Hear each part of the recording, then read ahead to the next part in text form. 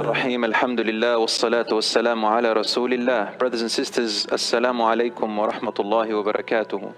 I'm here sitting in the Masjid, Preston Mosque, after a long time, and it gives me great pleasure and honor to come back into the Masjid to address you on a very important topic.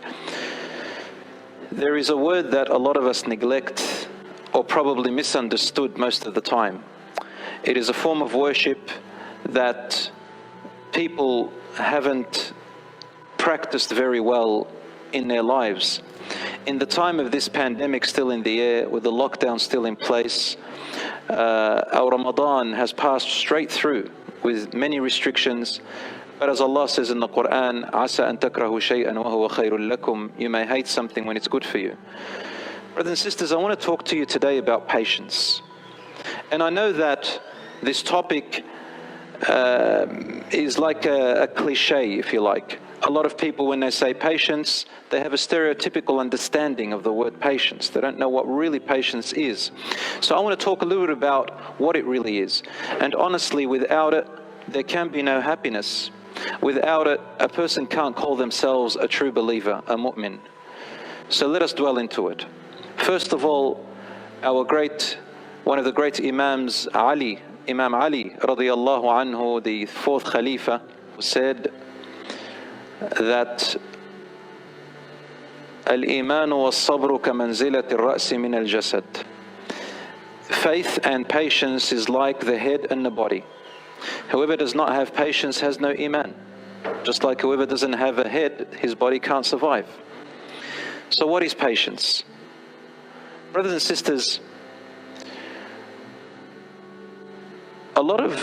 there's a great Imam by the name of Sufyan al-Thawri, great scholar, who said, in our belief, a person doesn't really have proper religion until they start to know and believe that hardships are a blessing. Until they start to know and believe that our hardships are actually a blessing, and that comfort is the real test of patience. I repeat, belief is not really there until a believer knows and understands that hardships are a blessing and comfort is the test which requires patience. The other way around. When we talk about patience, the first thing that comes to our mind are hardships and calamities, the qada and qadar of Allah, things befall us that are out of our control. And then we say, wow, this is where patience really has to happen. I want to tell you that is the last and easiest patience to endure, actually. Because when you have a death in your family, or you lose your business, or you have bad health, or something terrible goes along, you lose your job, or things are not going your way, you have no other choice but to turn to Allah. Even an atheist, Allah describes them, saying that people who don't believe in God, or people who make partners with God, people make up their own desires as their God, they're the atheists, right? If they're stuck in the middle of the ocean, this is in the Quran, and everything is cut off from saving them, they don't know anywhere else to go. They're alone in the middle of the ocean in darkness, and the waves are hitting them as high as mountains. Even they call upon the Creator of the universe. They turn to God sincerely. Or at least they get a feeling inside of them that they need to call upon someone who is more majestic, someone beyond us, who is Allah. It's just another name for Allah. And then when they're safe again, they return back to their associating partners with God in some way or another. Brothers and sisters, you have no other place to turn to at the time of hardship except Allah. And you have no other option except patience anyway. And even then, Allah subhanahu wa ta'ala gives glad tidings and great news for those who are in that situation. They are patient. The ones who are patient at the time of qadr, destiny that happens to them beyond their control. In fact, Allah says in the Quran, وَلَنَبْلُوَنَّكُمْ بِشَيْءٍ مِّنَ الْخَوْفِ وَالْجُوعِ وَنَقْصٍ مِّنَ الْأَمْوَالِ وَالْأَنفُسِ وَالثَّمَرَاتِ وَبَشِّرِ الصَّابِرِينَ الَّذِينَ إِذَا أَصَابَتْهُم مُّصِيبَةٌ قالوا إنا لله وإنا إليه راجعون. And we will try you and test you every now and then. From time to time, we will change your state suddenly from a situation to another situation without you realizing, with a lot of things. And then Allah gives examples. With a little bit of fear sometimes, you're going to change from a state of security and safety to suddenly a state of fear and danger at times. Sometimes you'll change from a state of being satisfied with lots of food and provision to a state of a little bit of hunger at times.